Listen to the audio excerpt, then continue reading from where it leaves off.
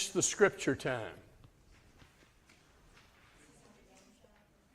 As a man thinks in his, so is he. Okay? Actually, it's not heart. It's really your intestines, but that it doesn't work in our culture, so they put heart there. But it's the same thing. Just think of your gut. That's how you are.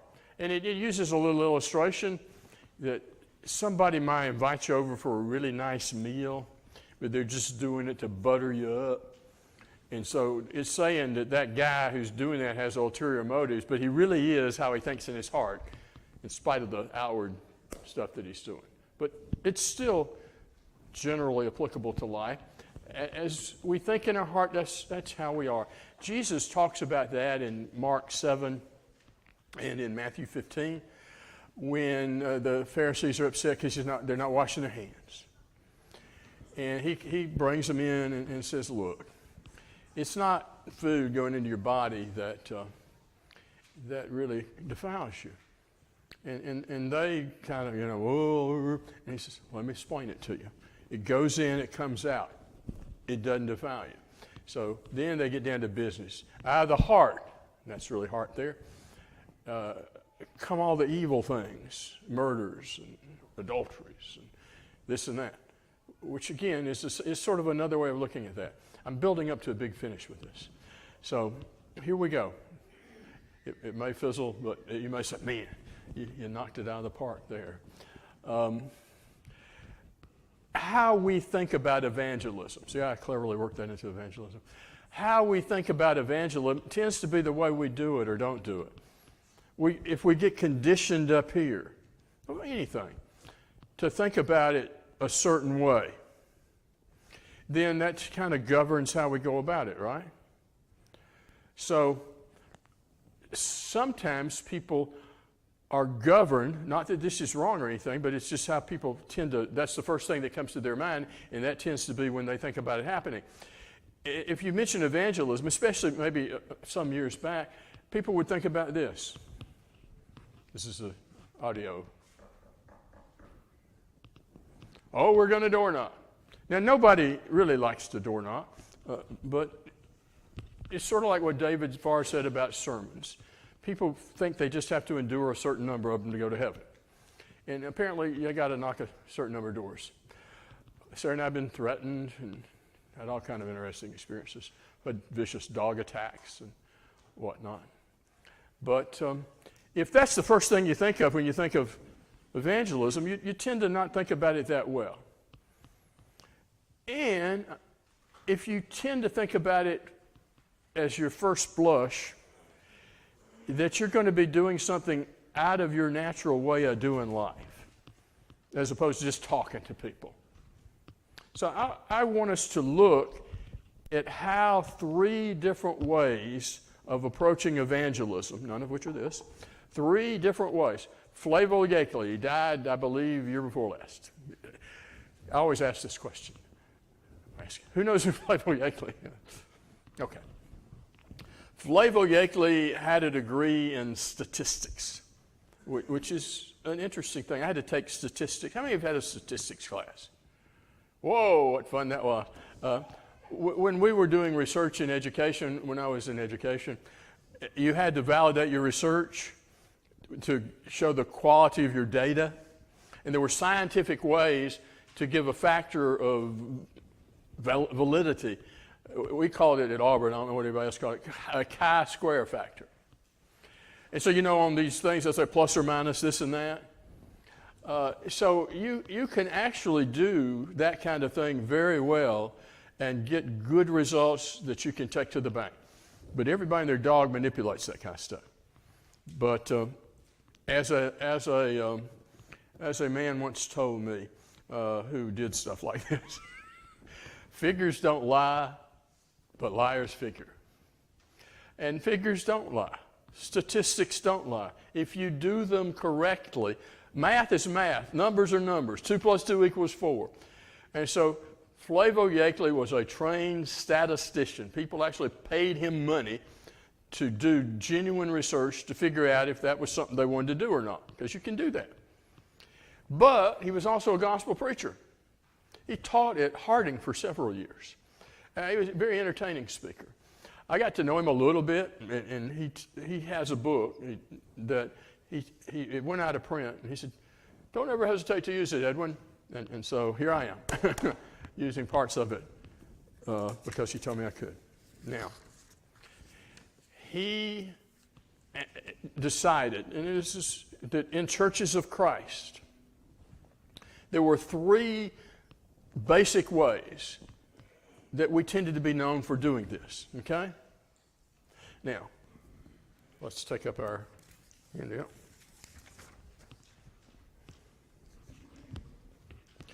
You see three things across the top of the first one. You see three things down here. You correlate your data, okay? So he's going to look at three different groups, people or groups, how they view evangelism, how they do it. And he's got the minister's view, he's got a member's view, and the person who was getting taught's view. How did you perceive what you were doing, what happened to you, what you were involved in? So, and he's got three categories. If you'll notice up the top there, he has information transmission. You know what I liked at Auburn, other than their winning sports tradition, sharp logo? I liked having classes with 300 people where a guy's sitting up there talking for 45 minutes and then the bell rings. No. That's information transmission. That's straight out lecture. And usually in a monotone. The other is, number two, manipulative monologue. Have any of you ever felt like you were being pressured to buy something? Maybe a car. and you know, we know they're doing it, but it's just like it kind of sucks us in. Like, well, let me go ask the manager. Maybe he'll be okay with this absurd offer that nobody in their right mind would take, which really isn't an absurd offer. Or, hey, we got gutter guards one time, and our house was horrible. We had trees all over the place and had its dangerous gutters everywhere. So, man, that was one of the best investments we ever made. But he's in there, he said, now we're going to do this in certain neighborhoods. And if you'll let us put our sign out there that we have put gutter guard on your home. And, and we've got a special deal for you. Well, pretty much anything at that point. I was so tired of doing gutters 3 times a year. It would have worked. So we did it. But I knew that was all just a setup. Or you get these emails, you have been chosen. Mm-hmm. And you know, there's absurd things like a $1,000 gift certificate. Yeah, I'm sure that's true. So manipulative monologue. It's called a monologue. You may talk, but what you say is governed by how they set you up to say it. Who would like to tell me the difference between an open-ended and a closed-ended question? That was an open-ended question, by the way.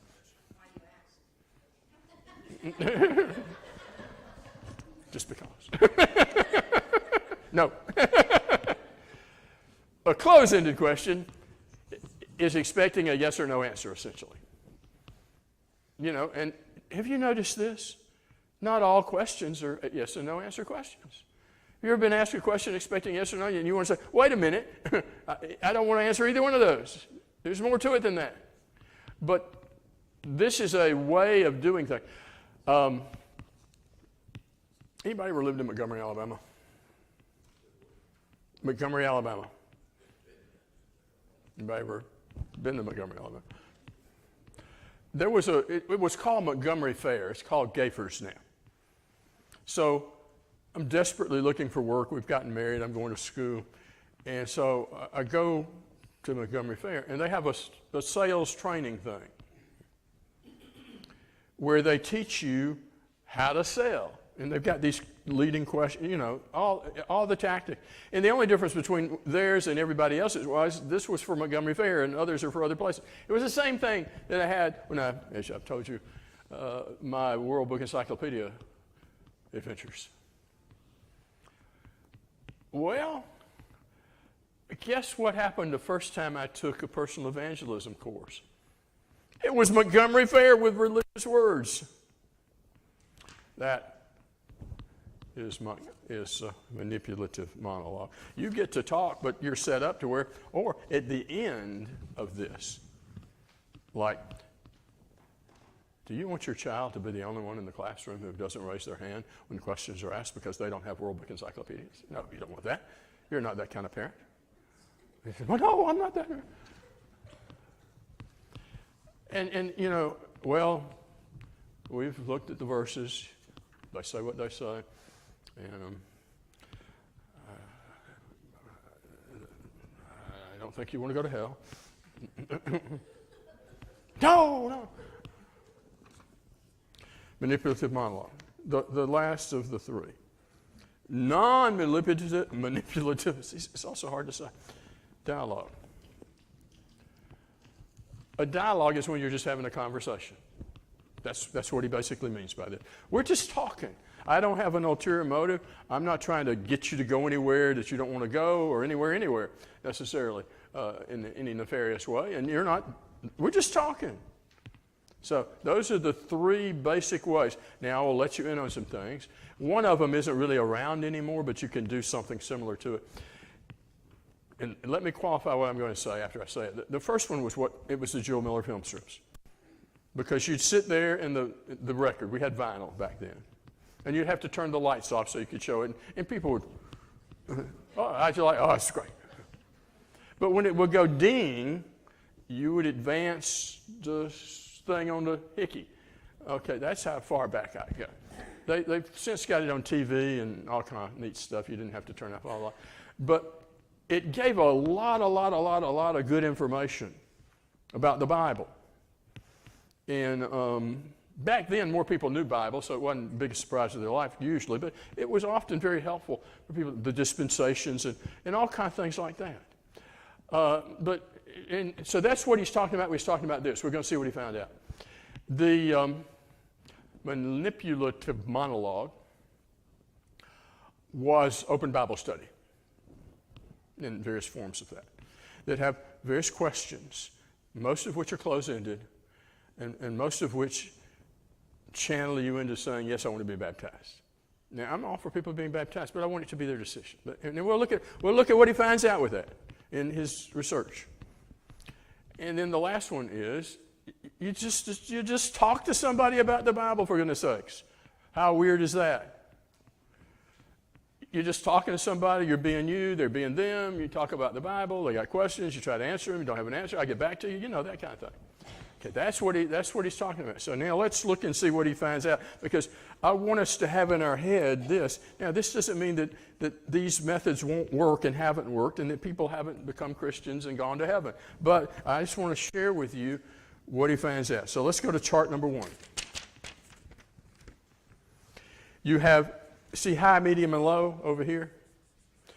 Those are congregations. They're high net growth congregations, medium net growth congregations, and low net growth congregations. By net growth, he, in his research, if you are a Christian for 5 years, he counts you. If you drop out sometime between the start and 5 years, then you are a dropout. And if you don't do anything, you don't do anything. So, notice here with his, he's got high net growth congregations. What is the primary way that they do evangelism? Well, it isn't information transmission. They got a 0 there on the 16 congregations that he analyzed. They didn't use manipulative monologue. There's a 0 there. All of the high net growth congregations primarily just talk to people. Their members like to talk about Jesus. They just talk to people. They went about in their life talking to people. Okay? Medium net growth. Now, the medium net growth congregations were the highest gross growth congregations. They baptized more people. Okay? And so in the medium net growth, it was only one of them that was information transmission because that had the least return on it as far as initial baptisms. It had the fewest percentage of people that after you got finished were baptized. Now, the medium net growth were actually baptizing more people with manipulative monologue. We'll give the rest of the story in just a bit. And none of the medium net growth people just talk to people. That's their primary way of disseminating the gospel here and there about. Okay? Then the low. They're just not baptizing hardly anybody. They do, and it's not unheard of, but 14 of those 16 used information transmission. One of those used manipulative monologue, and one of them used non-manipulative dialogue. Okay? So there's a message here. Now, let's take it down. That's the ministers of these congregations. That's how they perceive what they do. And he asks them questions about what he does this statistically, and he doesn't say, well, what kind do you use? You know these personality tests you take? If you answer them truthfully, they have enough checks and balances in there that we can pretty much tell who you are. And so this pretty much has the preacher saying, I'm this.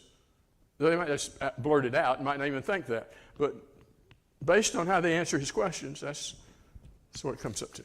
Okay. The members' view of evangelism, the people in the congregations. And if you look at this, it's very similar. For instance, what was the members' view of evangelism insofar as the categories of subjects? First of all, converts. Converts.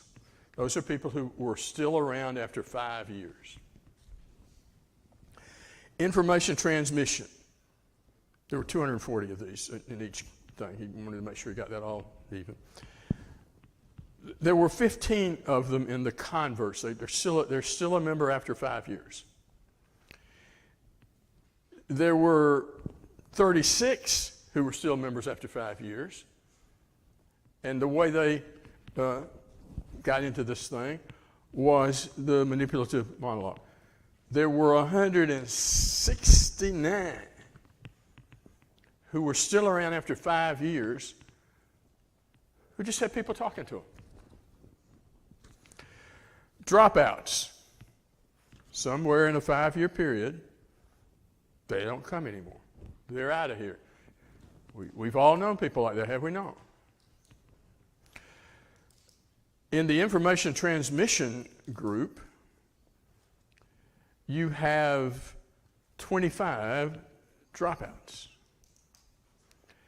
out of the 240 that he's dealing with. The manipulative monologue, whoa, 209 dropouts. You see why they're not high net growth, they're in the middle there.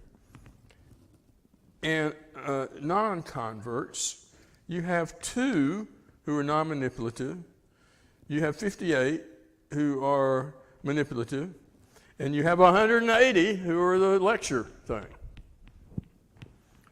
Let's draw some conclusions here, shall we? We've got more, but let's just do that right now and then go to that. So, essentially, if you were going to choose one of these 3 methods and you just don't want to be bothered with converts, your best choice is just lecture to them. And you won't have to worry about them because you're not going to have that many of them. Now, if you want to have a way of doing things that's going to cause the most people to drop out, manipulative monologue's your place. So if you just, don't want them hanging around a long time, I'm being facetious, of course, to make the point. But if you actually would like to have people who after 5 years are hanging around, your non-manipulative is the best way to go. Now, let's add another element. Subject perceives persuader as being like A. So if you respond, okay, or don't, he has things for you to fill out, for you to target, what was this person like that you were having this Bible study with, okay? And here's what he found out. Subject perceives persuader as being like A. 5 of the converts, they're around after 5 years, teacher, that means a lecturer. That Auburn experience I was talking to you about. And it works, and there are 5 of them, for goodness sakes. And there's a lot of people who've gotten some information they probably wouldn't have ever gotten before. Anyway, who knows, maybe down the road. If you're a convert, you would have 65 of those 240 say, well, it's like a salesman. But the gospel was powerful enough and they bought into it enough to work. Hey, it worked with them. But you had 170 of the people who were around after 5 years say, this guy's like a friend. Lady's like a friend. We had friendship. We were talking, getting along, all that stuff. Okay? Dropouts. He goes around and he talks to dropouts. Okay? This is, I think, very telling. He does some other things I'll share with you when I get finished with this. Dropouts. The dropouts of the 240, 36 of them thought, oh, they lectured me. The 203 dropouts, like a salesman, the stereotypical salesman. Look at this. Of the 240 dropouts that he surveyed, 1 of them dropped out who perceived their teacher as a friend. What about non-converts? People who they had studies, but they didn't do anything. Okay? 208 of them had the information transmission lecture. So again, the most of the 240 who didn't do anything, it's just the facts, ma'am or sir. Salesmen, non-converts, 23. They say, I need that, 10. They were like a friend. It's harder to resist a friend. Okay? Some other things he found out. One other thing in particular. When one becomes a convert, when one is baptized, let me put it that way, before you get to 5 years down the road and you become a convert, if you develop in your first year 5 new friendships, essentially you don't drop out. That kind of makes sense, doesn't it? So getting connected is very important if we want, after 5 years, people to still be hanging around.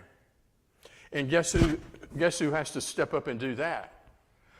That means we've got to work new people into our circles, because they're going to need to find 5 friends. And another thing he found, those who found 0 new friends almost always dropped out. Now, the New Testament is very plain about that which every joint supplies, looking out for each other. We're family. If one hurts, everybody hurts. One's joyful, everybody's joyful. I mean, the New Testament teaches that we're to be a family and we're to interrelate with one another. So we shouldn't be surprised that actually works better than anything else. And if on the other hand, we are just generally ignored by people, we'll probably just stop coming. And that all makes sense. But sense though it makes, it's also something that we need to make sure that we remember when people are coming among us that are new. Any questions or comments at this point?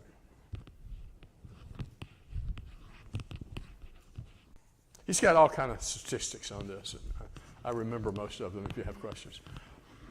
Anybody want to say anything? Aha. Okay, his initial research went back, and that's the thing, because some of this has changed. The basic principles are the same. But it goes back to the 60s and early 70s.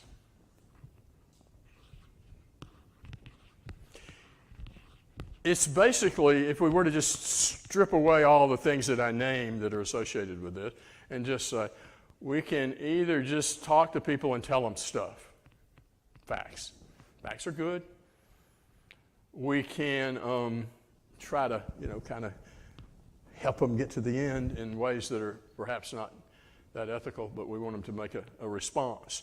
One of the things I got, when I was at Montgomery Fair, one of the things they said, they had a lesson on sealing the deal, making the sale.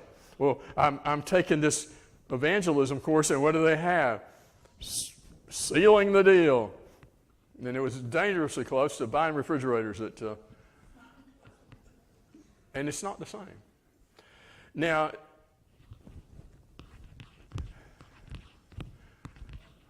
making me work for it, I could have pitched it. I'd have shown you, wouldn't it? How do you think, have you looked at my yard lately? No, well, do, check it out. Okay. Oh. Is this working? Test. No. It's great. Help him, Hope.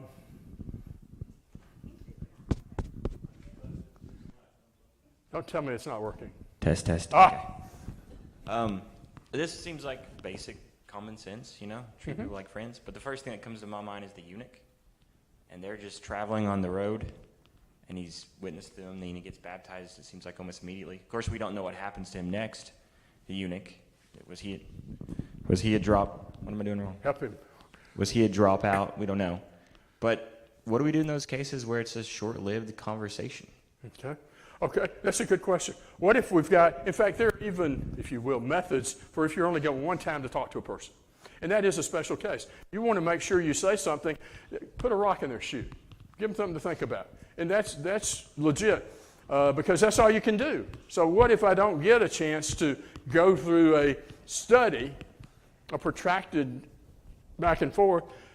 What do I do then? And essentially, well, let's just do a little brainstorming here. What is the main focus in the Bible with regard to salvation and baptism and becoming a Christian? What's the main thing it focuses on? Jesus. So we're going to want to leave them with some things about Jesus. That might vary depending on how much we know them or what we sense or what it is, but we want to make sure that they know that this is a Jesus thing. We want them to go away thinking about Jesus and doing something for Jesus' sake, if you will. So there, I think, in fact, I think it's okay any other time, I know testimonies get a bad name. I remember going to I spent a summer with my Aunt Evelyn and Uncle Charlie, my daddy's brother, and she takes me to where she goes. And I will not name the group, but they are very, among other things, demonstrative. And I'm a little Episcopalian boy, and I don't know much about noise and stuff. And the guy's preaching, and he's going for it. This guy comes running in from the back in a T-shirt and blue jeans, soaking wet, which I never saw in the Episcopal Church. He goes up to the front and takes the microphone and testifies. Don't do this. I was washing my car and the Lord spoke to me. So you're not supposed to be at the church house. You can wash your car anytime. Get over there now or something might happen to you. And so he got over there and repented of washing his car. But it's sad. It's laughable in a way, but it's sad. But we can talk about what Jesus has done for me. How he's changed my life for the better. How he makes me have a better marriage. I'm a better parent. All this kind of stuff, right? And which is we ought to be the best salesman or woman for Jesus there is, because he has really positively affected our lives, infected it too, to the point that we're different people, and we're just happy, and we'd like to share that with other people. There. You can quote me on that. Other questions?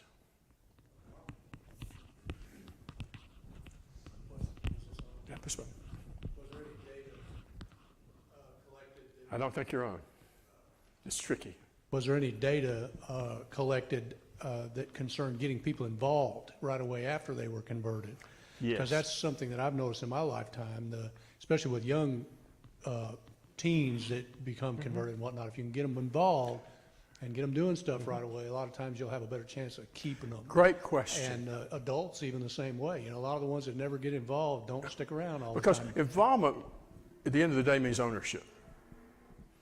Hence, we're going to have our table out there Sunday, and we're going to give you a chance to get involved, and take ownership more than you are. Yes, and in fact, the thing in all his research as a statistician that was more significant, more significant to him than anything else he'd ever known in statistics, ever, about anything, amazingly so. Because what he did was he did some research on what correlates to church growth. What factors are there when churches grow? And one aspect of it has been what we just looked at, the methodology you use, how you come across in your teaching. But he's looking for factors. Now, in statistics, one is a perfect correlation. Now, that and this, they're the same. This always means this. You never get a 1. The best I recall is a 0.96 something, which is, he said, I've never found anything like this before. He was truly amazed from a statistical point of view. I'm holding this for you to figure out maybe. But he thought, when I first became a Christian, this was very widely distributed. You've probably heard it. When we get to 200, we need to start another congregation. He thought that was true. So he had his own bias, but he let the data call the tune. He was enough discipline. He found out that it had, how much significance did it have?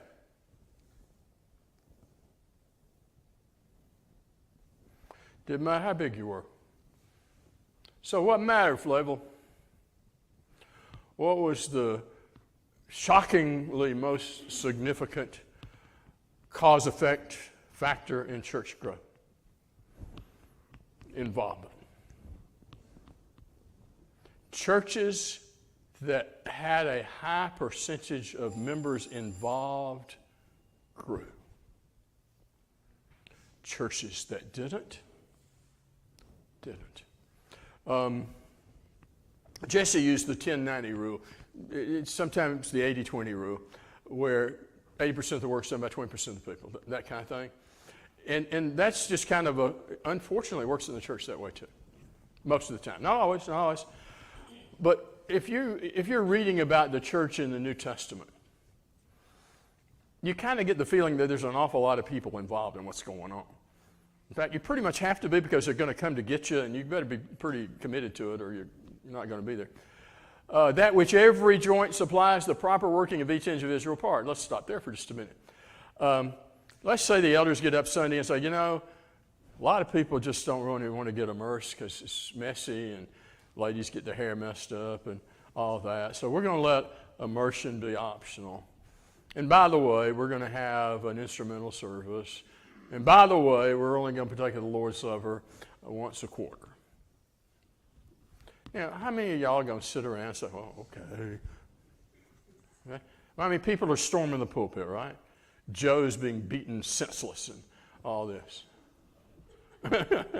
You might even be up there beating him. I don't know.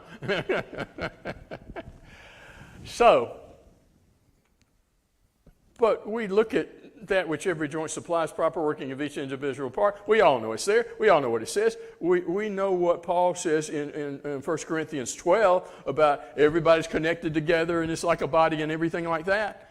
But when that doesn't happen, we don't go storm the pulpit or drag the elders out in the parking lot and the preachers and dragging behind cars or anything like that. We just let it go. What's up with that? Because if that were true, we'd be growing. I'm not saying that is, I think we do better here than a lot of places. I do. But I'm talking about, what if everybody felt like they were a part of it? In fact, you know what he found out? Blagel. You don't really even have to be involved if you think you are. This the psychological thing. This is man, I'm part of this, is powerful. As opposed to, time to go, going home. I'll be back. Somebody got a microphone. That would be you. Couple of verses. Okay. One says, let your light shine so people can see it. Mm-hmm. Paul wrote 2 or 3 times to the churches to greet one another with a holy kiss. Now, when we get visitors here, Yes. they see hugs. Mm-hmm. They see people talking and smiling, Mm-hmm. shaking hands. Mm-hmm. I think that's their first impression. It is. I don't know how many people have gone away and said, that's a friendly congregation. And they say that here a lot, don't they? That's the first step. That's one of the great things about us. People say that with regularity. Yeah. And that's why it's so important that the people that are watching at home find a way to get back with us. Yes. Oh, I like that. Those of you who are at home, if you feel comfortable that the virus is not going to strike you down, some of you can't get out. I understand that. You're shut in, and it's not your fault. But if you can be here with us and you're a member of the congregation, let's hug you. Hug us back. We're a family. It's hard to be that which every joint supplies, proper working of each individual part, if there's not some level of connectivity there. And to the extent that it's there, we grow. Simple as that. So, as you mentioned the word common sense there, Daniel, there isn't a thing here that I've said tonight that hasn't correlated in some positive way with church growth, that if you just sat there not being a statistician or anything else, you just say, well, yeah, that makes sense. Because it does. And the Bible is full of that sense-making stuff. And sometimes we take it and do stuff that's like, why are we doing that? Other questions or comments? Okay. Oh, okay. Right. An outsider? Yeah, an outlier. An outlier? Okay. We've been congregations, and I think the difference is because we had some, actually, my wife had, I should say, physical connections with people there. The one we came from, we were a lot more, we visited a lot more, people visited a lot more, besides Sunday and Wednesday night, you know. And I guess one other congregation we've been in the last 50 years was that way, up in, believe it or not, in northern Illinois, not in Chicago, but anyway. And some of it I know has to do with, we're not really physical family here, we're just not. That's my wife, that's the problem. I said, if that's the problem, that's about, you know, we feel that we're by ourselves. We said, hey, this what happened where we were, not working. But I think this is because she had family there. Yeah. But that shouldn't be, that shouldn't be, I understand why it is, but we should be able to overcome that. Yeah. And I know some of us because of this, whatever it's the That thing, yep. whatever. But anyway, but I, you know, I'm understanding that that's not all, that's the only reason. Yeah, that's not acceptable. Because we've been places, even visiting, where I know, and I'm not here, try not to be critical here, because my wife's not here, so I don't have a filter. Oh, no. She was like, what did you say? But anyway, Keep it to yourself. we have been places where elders visited, and where I know they often like,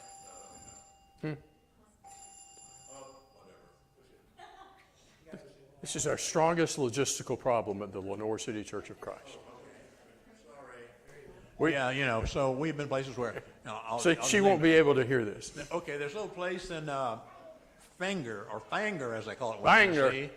Where the elders there every Sunday. I thought this was strange.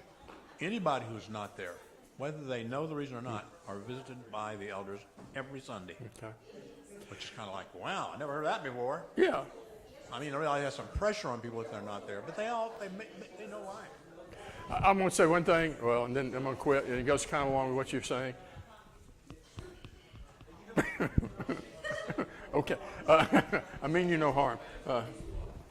Our board out there with checks on it in circles, I have heard from a distance, I'm not going to tell you who I've heard it from, but I don't know those people.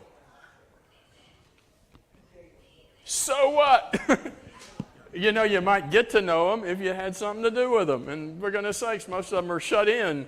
Give them a break. Now, that said, there's a lot of people who are doing that. There's a lot of people who are doing that. There are people who are doing it who aren't even marking on the board. So we have a pretty good bit of that. But for me to get to know people to some way, somehow, I've got to gradually have some sort of contact with them. And my first contact with them is contact with somebody I don't know. Okay. Thank you.